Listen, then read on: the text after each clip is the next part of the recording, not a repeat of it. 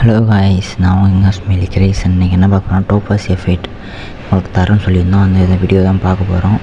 இதில் நான் topaz video link எங்கே கொடுத்துருவேன், டெலகிராம் சேனலில் தான் அப்டேட் பண்ணியிருக்கேன். மறக்காமல் அதில் போய் டவுன்லோட் பண்ணிக்கோங்க. டவுன்லோட் பண்ணிங்கன்னா இப்படி தான் வரும் உங்களுக்கு. அதை ரைட் கிளிக் பண்ணிங்கன்னா எக்ஸ்போர்ட் ஃபைல் இருக்கும், எக்ஸ்போர்ட் கொடுத்துக்கோங்க. கீழே ஓகே காட்டும்.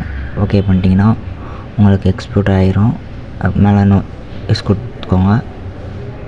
கொடுத்தோன்னே மேலே உடனே உங்களுக்கு எக்ஸ்போர்ட் ஆகிருக்கும். அந்த ஃபைல் அப்படியே ஓப்பன் பண்ணிக்கோங்க. ஓப்பன் பண்ணி டோபாஸ்னு வரும், அது Ctrl+A கொடுத்துக்கோங்க. அப்புறம் Ctrl+C கொடுத்துக்கோங்க.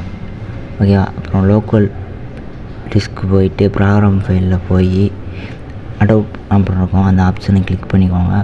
கிளிக் பண்ணோடனே நான் அடோப் ஃபோட்டோஷாப் CC நான் வெர்ஷன் யூஸ் பண்ணுறேன். நீங்கள் என்ன வெர்ஷன் யூஸ் பண்ணுறீங்களோ அந்த வெர்ஷன் ஓப்பன் பண்ணிக்கோங்க. ஓப்பன் பண்ணோடனே இதில் ப்ளேயன்சின்னு ஒன்று வரும், அதை ஓப்பன் பண்ணிக்கோங்க. ஏற்கனவே அப்டேட் பண்ணிக்கலாம், அப்படியே எனக்கு இருக்குது. நீங்கள் Ctrl+V கொடுத்து அப்டேட் பண்ணிக்கோங்க. மறக்காமல் ஐடியாவை சப்ஸ்கிரைப் பண்ணி வச்சுக்கோங்க. நெக்ஸ்ட் வீடியோ என்ன பண்ணலாம் மறக்காமல் கமெண்ட் போட்டு விட்ருங்க. ஓகேவா? நான் இப்போ ஏற்கனவே போன வீடியோலேயே கூட சொல்லியிருப்போம் டோபாஸ் எப்படி யூஸ் பண்ணுறேன்னு. ஃபில்டரில் போய் டோபாஸை கிளிக் பண்ணிங்கன்னா உங்களுக்கு போட்டுக்கலாம். நீங்கள் என்ன ஃபிட் போனால் அந்த வீடியோ பார்க்கணுன்னா மறக்காமல் டிஸ்கிரிப்ஷன் லிங்க் தரேன், போய் பார்த்துக்கோங்க கைஸ். பாய்.